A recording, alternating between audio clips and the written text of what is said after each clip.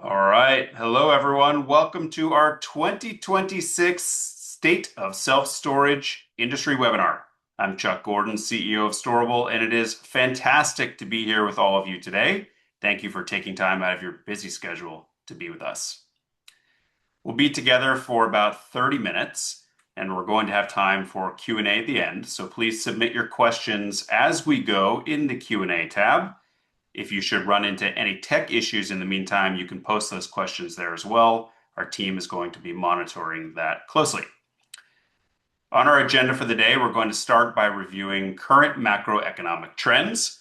Then we're going to dive deep into the outlook for 2026. I'd be remiss if I didn't take this opportunity to, of course, share with you Storable's latest innovations. And then, as previously mentioned, we'll wrap with answering your questions. Before we dive in, I do need to share a quick legal reminder. This session is for informational and educational purposes only. It's our strict policy at Storable to follow all antitrust and competition laws. That means nothing we talk about today is meant to create any kind of agreement on prices, discounts, fees, profit margins, or how we divide markets or customers. Everyone here should make their own independent business decisions based on their own strategy, and any market data we share is either historical or aggregated. Now that the lawyers are happy, let's dive right in. Starting off here with the macro trends that we believe, of course, impact self-storage. Core inflation started to fall during the first half of this year, but we're now back to where we started 2025, holding at about 3% since August. The Federal Reserve gave us 2 rate cuts this year, once in September and again in October, with the current benchmark at 3.75 to 4%. The Fed is meeting as we speak, and another quarter point rate is possible as the central bank seeks to stimulate investment and protect the labor market. Private employment numbers are a growing source of concern, with companies cutting 32,000 jobs in November, according to ADP, the third decline in the last 4 months. Some good news, though, is that mortgage rates continue to fall through the year, and the average 30-year fixed rate is now sitting at 6.23%. Redfin is forecasting 2026 as the beginning of a long, slow recovery in the housing market as home prices normalize and mortgage rates drop below 6%. Home sales are expected to increase by 3% next year. As the housing market stabilizes, rental activity is set to stay strong. Recent income growth has outpaced rent increases, easing some affordability pressure and encouraging more leasing. At the same time, new apartment supply has slowed, pushing more renters to stay put. As a result, high demand markets may see longer tenancies, even if overall demand remains a bit muted. Finally, self-storage escaped the spreading tide of distressed commercial real estate assets over the last few years, showing the resilience of our sector despite challenging economic conditions. Self-storage delinquency remained minimal, with TREP estimating a default rate of just under 0.3% compared to more than 7% for all property types. Most operators are still running healthy, profitable businesses, showing a level of fortitude that's just not seen in other sectors such as office. That being said, we all know that the market is tough compared to how it was a few years ago. We're all feeling it, and we're about to get into that. But the overall message is self-storage remains a super high quality asset that is performing significantly better than other types of real estate despite the current economic situation. All right. So let's shift gears and visit some key insights from our 2026 Outlook report. Last month, we surveyed more than 450 self-storage operators of all different sizes and locations to understand their outlook for 2026. The things that they're most concerned about and what are their top priorities were top of mind in this. I thought it would be pretty valuable to go through each of these most interesting takeaways from the survey, and then I'm going to spend a little bit of time digging into each one. The first of these key insights addresses new market entrants, which seasoned operators said that they see as their top competitive concern. Operators overwhelmingly told us that they plan to differentiate in 2026 by emphasizing superior customer service. This focus is evident in operators' priorities for tech investments, with an eye towards tools that enhance and scale the customer experience. Overall, a majority of operators had an optimistic view of industry growth prospects for 2026. And then finally, we'll talk about the forces that operators see driving changes in customer behavior. So let's begin with our first insight, We asked operators to identify their biggest competitive concern heading into 2026. About a third of respondents said that new entrants were their biggest competition, placing them above the REITs and other institutional owners and traditional operators. For the most part, these new entrants are already here, having entered the industry over the last 5 years. Many have taken a digital first approach, allowing them to overcome a lack of experience and expertise in self storage management with off the shelf software, websites, and communications platforms. This wave of new entrants has mostly subsided as the new development pipeline continues to decline, but their presence, however, is continuing to put pressure on legacy operators to upgrade their technology stacks to better compete for online customer leads. This survey insight identified the competitive set, and now we're going to look at how operators plan to set themselves apart. More than 77% of operators say that they plan to differentiate from the competition with a focus on providing superior customer service. In a lot of ways, technology has leveled the playing field in self-storage, as most operators today are using technology and engaging customers digitally. It makes a lot of sense that so many operators now see a customer service focus as an area where they can stand out from their competition. Established operators with decades of experience are feeling like they have an advantage when it comes to providing human-driven support. And this is further illustrated by some of the anecdotal responses we received. One operator said, "The customers in the city I work in want face-to-face interaction." Another operator says, "We always answer our phone." In my opinion, most effective operators are combining effective human support and automation using AI chat assistants, SMS call routing, and other tools to meet their customers where they're at and maximize the customer service potential. Little things like just answering the phone all the time really do and can make a big difference. In this same vein, operators are navigating the balance between using new technology to boost efficiency and maintaining the personal touch that strengthens customer relationships. In fact, 4 out of the 5 top technology investments operators say that they will prioritize in 2026 are focused on enhancing the tenant experience and driving better customer service outcomes. This list includes smart security, customer communications platforms, automated gate access, and digital payment solutions. It's also worth noting that AI-based customer service technology ranks closely behind these, with 1 in 5 operators planning to implement it next year. This illustrates how operators are using automation to drive more convenient rental experiences for customers, whether that customer prefers face-to-face interaction or conducting a completely contactless transaction. Moving on, we asked operators how optimistic they are about the industry's growth prospects in 2026. As you can see, more than 64% are very or somewhat optimistic about next year, and 25% are neutral. The majority of operators appear quite confident in their ability to perform heading into next year, an outlook that corresponds to the stabilization in rental rates and occupancy that we've seen lately. More on that in a bit with hard data. Now let's take a look at our last survey insight and the factors that operators see driving customer behavior. More than 72% agreed that economic factors were driving behavior, followed by changes in the housing market. Operators are optimistic about 2026 performance, but are also cognizant of the economic and housing-related challenges faced by the tenant base. Economic factors and housing market changes generate storage demand. Regardless of which direction they're trending in, what changes is the needs and preferences of tenants. As you know, success is determined by recognizing and responding to these changes. And with that, let's do a quick poll. I'd love to gain your perspective. What is the top technology investment you are planning to make in 2026? Give everyone a moment to start answering that.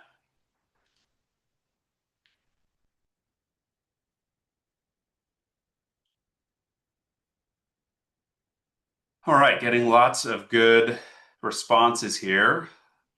Consistent with what I was talking about, looks like customer communication solutions is the top investment area, with smart security cameras and monitoring coming in a close second, with the other 3 quite a bit behind. Okay. Interesting. Very good. Well, that's consistent at least.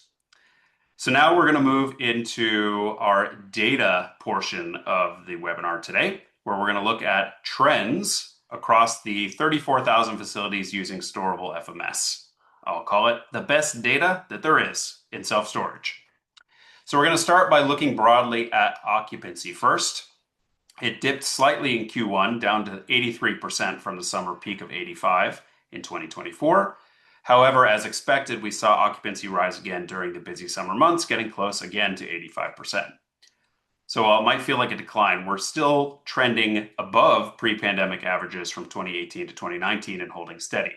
Compared to prior webinars, you can see we've gone back further in time so that we can see how we're actually comparing if you kind of treat the COVID era as a little bit of an abnormal blip.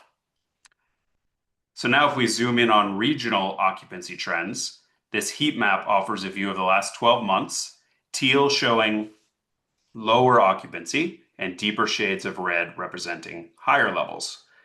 New England saw the sharpest drop with a full 1% decline from August to September.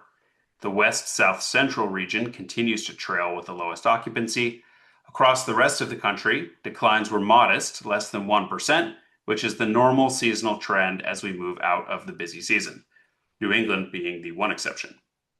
The Western states have also held steady, consistently maintaining the highest occupancy levels, and the Midwest has also maintained steady occupancy growth throughout the year. Moving on, this next chart is designed to give you deeper, more local insights into demand. So on the left, you'll see average search popularity since 2018, and on the right, year-over-year changes over the last 12 months, broken down by state. While overall demand is down compared to peak years, some regions are still seeing strong traction, especially in high-growth states like Florida, Georgia, and Tennessee. At the end of the day, success in today's environment comes down to making smart, localized decisions. And our next slide takes a deeper look at this strategy. While you might expect that rates would be higher in states with the strongest demand, the data tells us a different story over the past year. When we compare the average rate data for the top 5 states by search interest, represented by the teal line, to the bottom 5 states, represented in orange, we actually see that the bottom 5 states had higher rates than the top 5. The explanation, most likely, is that states with higher demand are more competitive and had to lower rates and increase promotions to convert tenants. They probably have more new construction and lease up as well. Meanwhile, lower demand markets are able to experiment more with raising rates, especially in more supply limited markets. Interesting. All right, we're going to pivot a little bit now and look at climate control trends.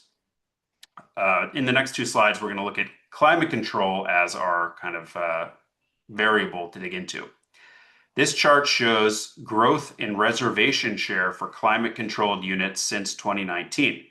While we have traditionally seen seasonal fluctuations in climate control interest, reservation share has become more consistent in recent years, growing to 35% most recently and almost doubling since 2019.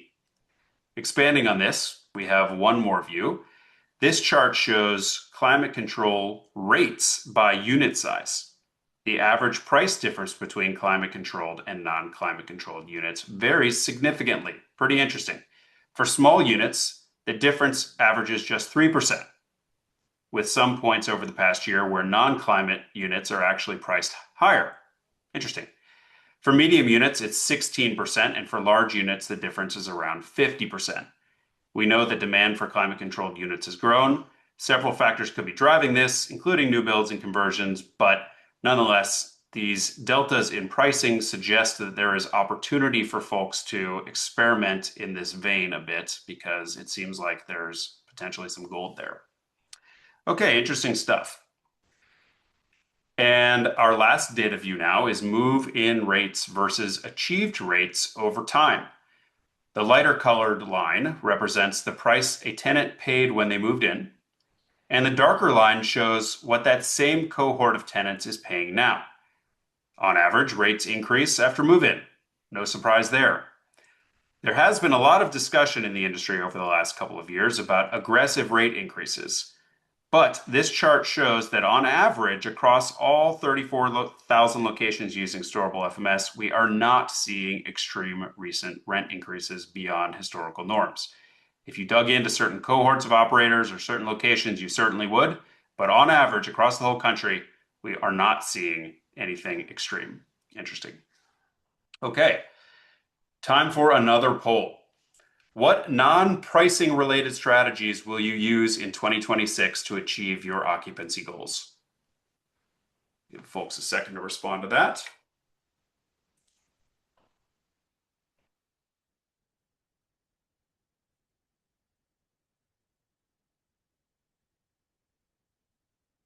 Okay, again, going back to the main theme of today is focused the winner, clear winner, with almost 50% of people answering this.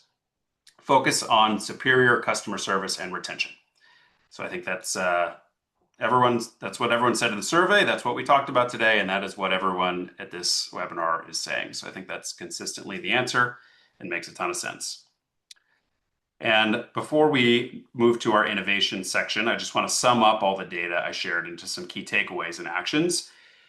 Tenant demand remains seasonal. Staying informed about when demand shifts can help you make your own operations can help you make your own operations more effective, including how you position your inventory and manage promotions. Optimizing for the tenant experience is critical to your success. You know that. Assess how you can improve every single touch point in the tenant journey. Regional conditions vary. Understand what is happening in your market so that you can make independent decisions that fit your business goals. And then finally, the slower housing market could actually work in your favor, extending the average length of stay. It's a potential win for retention, even if demand softens a bit. These recent trends reinforce what we already know. Success in today's environment requires agility to capture demand and to maximize revenue. Okay, we'll shift gears now, and I'm going to quickly share how Storable delivers value to operators before we get into the most exciting section of the day, which is, of course, Q&A. Looking at our industry today, one thing is clear. Self-storage is evolving rapidly. As the insights shared have shown us, success requires flexibility, forward thinking, and the ability to adapt quickly. Storable is uniquely positioned to help operators do that because we lead the industry in data. And we don't just collect it, we leverage it to create outsized value across the entire tenant lifecycle. That's where we focused our strategy and our innovation, which is helping operators like you run better businesses. And here's how we're doing it. First, we're optimizing the tenant journey. From move in to move out, we're making every touch point easier and more efficient for you. Second, we're embracing technology performance. Our systems are faster, smarter, and continually advancing to better support your operations. As the industry evolves, our tools evolve with it, delivering continuous improvements and new capabilities. And finally, we help operators streamline their workflows. Automation helps reduce routine tasks, improving speed and consistency. We support your business at every stage of the tenant journey, and this is really how we think about it. Our integrated platform helps simplify daily workflows and create a smooth, modern storage experience. From first contact to move out, everything works together so that your team can stay focused on delivering great service. First, we find and attract high-quality tenants with integrated demand gen tools. This includes marketplace and websites, with major releases this year, such as digital marketing services and demand optimizer within marketplace. Next, we convert, automating lead management and follow-up to capture every opportunity. This pillar touches CRM, marketplace, and websites with strategic launches this year, including Agent Assist and our new online move-in experience. Then we engage to build loyalty and long-term tenants through seamless tech built to optimize the tenant experience, drive operational efficiency and security, and increase lifetime value. This includes our CRM, insurance, access control, and payments products with innovation like business intelligence and advanced reporting coming out this year. Very cool if you haven't checked that out yet. And compliance and security improvements such as single sign-on. And then finally, transact upon exit. Minimize revenue loss and operational burden by automating collections, auctions, and tenant transitions. This covers our collections, payments, and auctions tools, which launched some new and exciting features this year, like credit card surcharging. So with that, I'm going to wrap up today's session, and I'm going to ask Holly Fiorello, our Director of Field Marketing, to join me for Q&A. Holly, welcome. Thank you. Hi, Chuck. Thanks for having me. Of course. So let's dig in. What are some questions folks have? Great presentation. Lots of questions came in. So to start, are there any other technology areas of investment you're seeing come up in conversations with operators that didn't make the list but seem critical to success? Yeah, good question. So I'd say anything that can really help streamline manual reporting, automate reports, make it easier to get the data points that really matter for your business. So things that come to mind are move-ins by promotion over time, average length of stay by promotion or by marketing channel. All of these things can help you try to allocate your marketing dollars to the most effective sources. It's something we didn't explicitly cover, but I think is a pretty important technology investment. Absolutely. You mentioned that economic factors are the biggest driver of changes in customer behavior. What are some of the key actions operators should be thinking about to align with the changing customer needs? Good question. So I think really maintaining what I would call strategic flexibility so that you can act fast and respond to continued market shifts and customer expectation shifts. One way to do that is to use data to your advantage and really understand the difference between the regional needs, I guess, at your different properties. One facility might have different customer expectations than another, and I think being nimble and being able to act on that is pretty important. Makes sense, absolutely.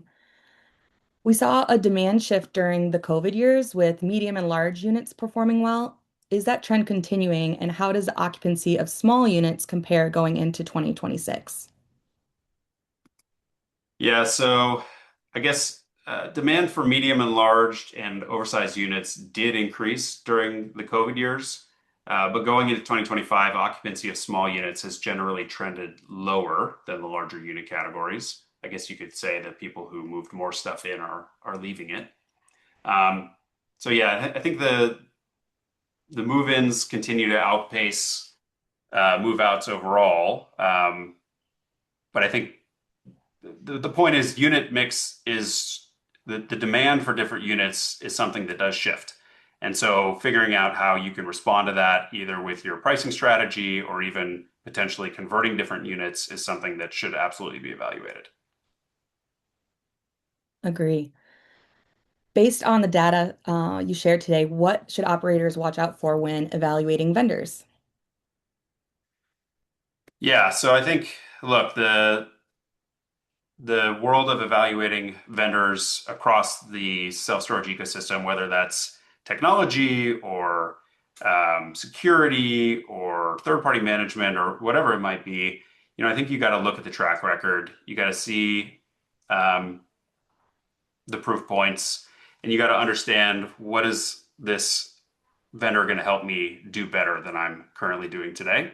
Um, Everyone has strengths and weaknesses, and you just have to figure out, what makes the most sense for your business. Great. With AI coming up more in conversations, what ways operators can use it today? Yeah, so we're huge believers in and are incredibly excited about the opportunities that AI is bringing to the table. We've got a bunch of AI things going on at Storable, including our Agent Assist product, which we didn't really talk about today, but it's a AI-powered chatbot to use to communicate with your customers. We've got AI-powered business intelligence, which is also really exciting and powerful. But there's a lot of AI tools coming out on the market right now, and I think that anything that you can do that actually improves your customer experience or actually reduces the amount of time it takes to do manual tasks would be things that I would be strongly considering. Got a really great question coming up and curious of your answer. But with SB 709, which goes into effect January 1st, 2026, mandating enhanced disclosure of rental fees and any promotional discount pricing, including the maximum charge during the first 12 months, how do you expect this will affect operator pricing strategies, which we won't get into too much, right? Turnover rates and consumer trust in the California self-storage market? Yeah, look, I think that it's hard to say exactly what's going to happen, but I do think that this law is designed to give consumers clearer visibility into what they're signing up for. And anytime that transparency increases, operators are going to adapt pretty quickly. So what I'd expect to see is less dramatic pricing shifts, and more clarity in what customers are going to sign up for. I think it levels the playing field a bit because everyone has to play by the same rules versus some people being more aggressive than others or maybe more um, hidden than others.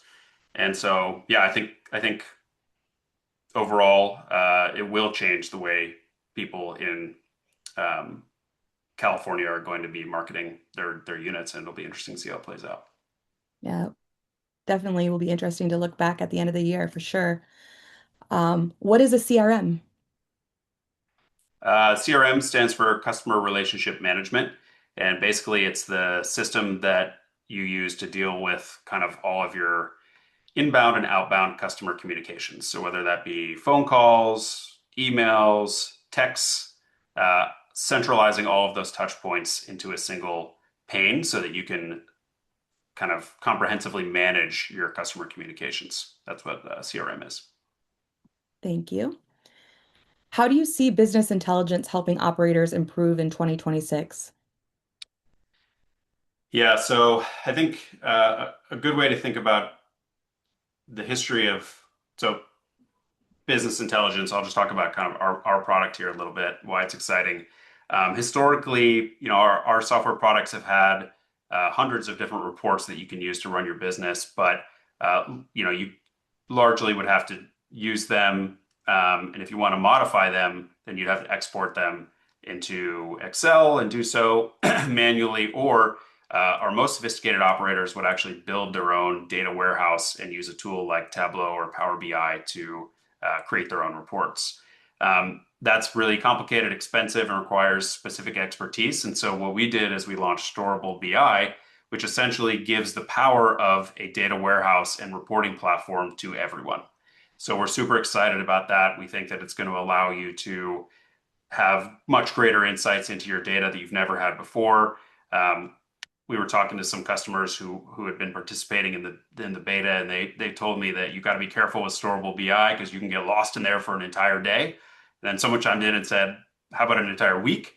So we're super excited about the potential for that to give people visibility into kind of the numbers and the slicing and dicing of information that they've never had before.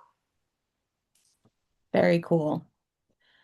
What are some ways to increase leads coming in? Prices have been lowered to stay competitive, offering discounts, promoting on social media and online, but no changes in lead amounts. Yeah. So, I mean, look, at the end of the day, the demand is what the demand is, and there's nothing you can do to go create demand. It's about how do you go compete effectively with everyone else who's chasing that same demand in your market. And that is getting creative online. So, what are you doing to drive volume across channels? Are you optimizing everything going to your own website, whether that's from organic to paid to social? Are you optimizing everything you can get out of the Sparefoot marketplace? Are you thinking about your strategies there with pricing, bidding, etc.? Are you doing what you can do locally? So are you pounding the pavement, partnering with your local community, and having your managers or marketing people really reach out to the folks that matter to get your name out there? I think it's an environment of having to hustle. It's not a sit back, relax, and you're going to be at 95% occupancy kind of world anymore. That was fun while it lasted, but no more. And so, yeah, it's just about there's no, I don't think, kind of silver bullet. It's just about doing all the things. Sage advice. And we did have a bunch of questions come in, but in the interest of time, we're going to make sure that the team follows up with anything that was not answered.